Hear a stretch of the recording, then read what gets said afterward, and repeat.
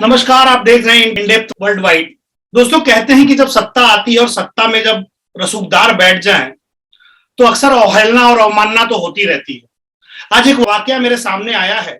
इस वाकये ने मुझे ये सोचने पर मजबूर कर दिया, कानून की जो व्यवस्था है ये कितनी लचीली होती जा रही है। एक मामला हमारे सामने झांझर से आया, उत्तर प्रदेश से, जहां पर इलाहाबाद हाई कोर्ट ने यह कहा था, किसी जमीन पर स्टे दे दिया था। और स्टे का मतलब यह होता है कि जब तक कोर्ट का कोई निर्णय ना आ जाए तब तक उस मामले पर कानूनी कोई भी प्रक्रिया नहीं हो सकती है।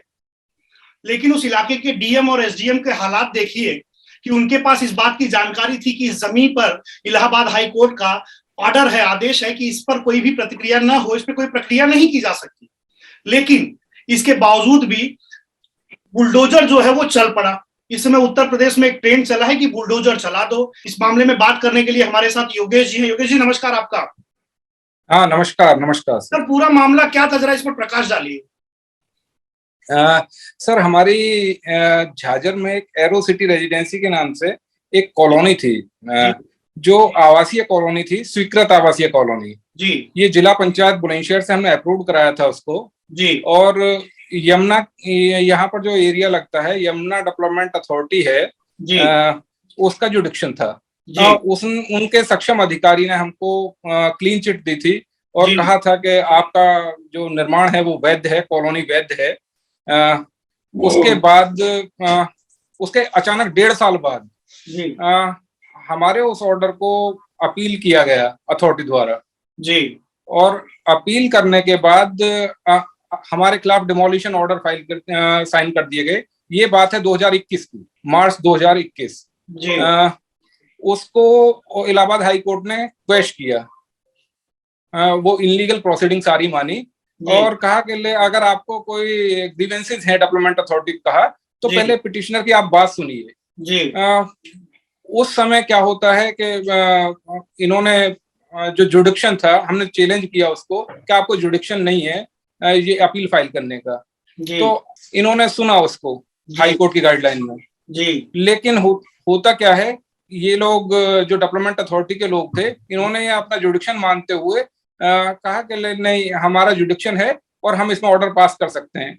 हमने उसको हाई कोर्ट में फिर से चैलेंज किया, इलाहाबाद हाई कोर्ट में, और इलाहाबाद हाई कोर्ट ने माना कि आपने जो ये ऑर्डर दिया है, यमुना एक्सप्रेस डेवलपमेंट अथॉरिटी के सीईओ को उन्होंने कहा, we have no hesitation that the appeal is not maintainable.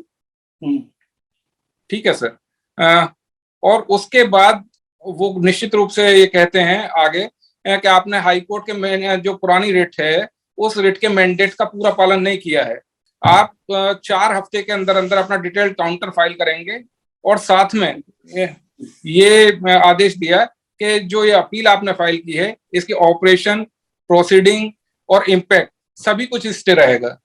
इसके बाद 29 मार्च 2022 को अचानक से हमारे खिलाफ कोई आदेश भी नहीं था और हाई कोर्ट का स्टे था, कोई लिखित आदेश नहीं, कोई मौखिक आदेश नहीं। अचानक से हमारी जो रेजिडेंसी थी उसको इन्होंने डिमोलिश कर दिया। तो जो अगर हाई कोर्ट का आदेश था, तो क्या कोर्ट ने कोई ऐसी नोटिस, जो अगर कोर्ट नोटिस देता है तो क्या उस इलाके के डीएम एसडीएम को इस बात की खबर रही होगी सर कि ये मामला स्टे पर है और अगर इस पर डेमोलेशन होता है तो ये कोर्ट की अवमानना होगी?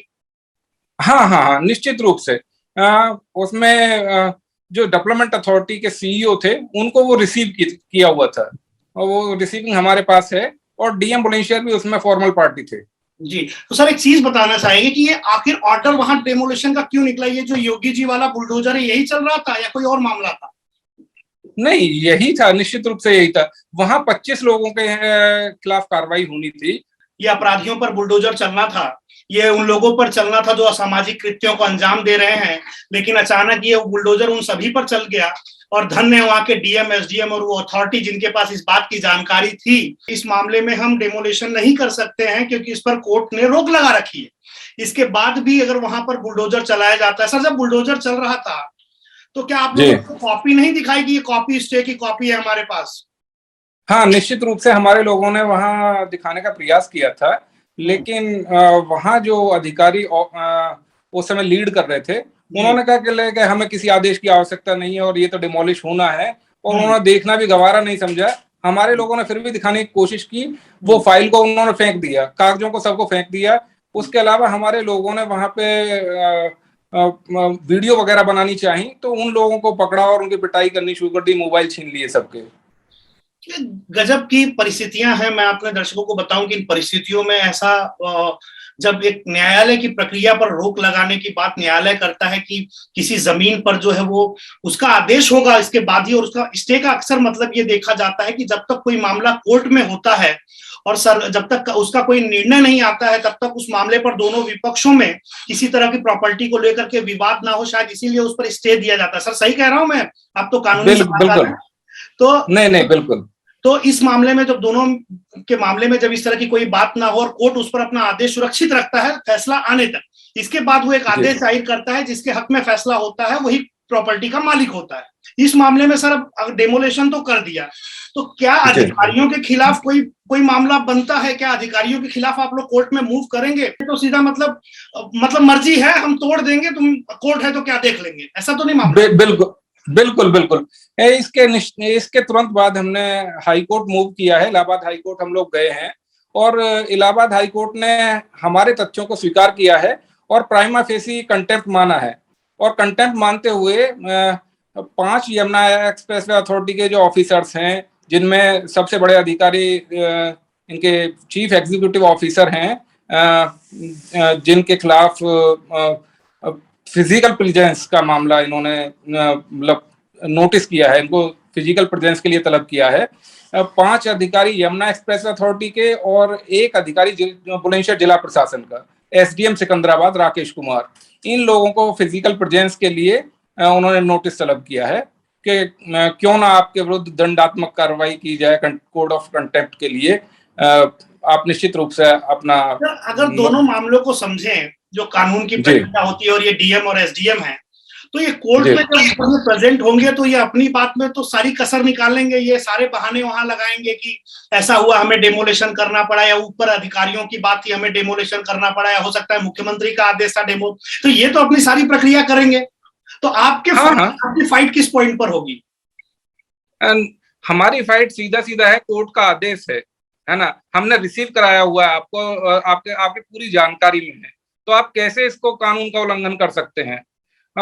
हाई कोर्ट ने एक शर्त और लगाई है फिजिकल प्रेजेंस के में, अगर आप इनको कहा है अगर फिजिकल प्रेजेंस में आप छूट चाहते हैं तो जो नुकसान की भरपाई हुई है, जो नुकसान हुआ है उसकी भरपाई की दिशा में अगर आप बढ़ते हैं तो निश्चित रूप से आपको व्यक्तिगत पेशी में छूट मिल सकती है, आप अपने काउंसलर के थ्रू आ सकते हैं, अन्यथा आपको व्यक्तिगत रूप से कोर्ट में हाजिर होना होगा। सर अगर मान लीजिए इस मामले में ये अगर दोषी पाए जाते हैं जी तो इन पर क्या सजा का प्रावधान होगा? ये कैसे, इन्हें पर क्या क्रिया होगी? इसमें जो सजा का प्रावधान है कोर्ट ऑफ कंटेम्प्ट में, ये कोर्ट के ऊपर डिपेंड करता है। मैक्सिमम सजा 6 माह तक की सजा है। तो तब तक ये निलंबित होने के बाद ये 6 महीने जेल जा सकते हैं सारे अधिकारी? जी निश्चित रूप से।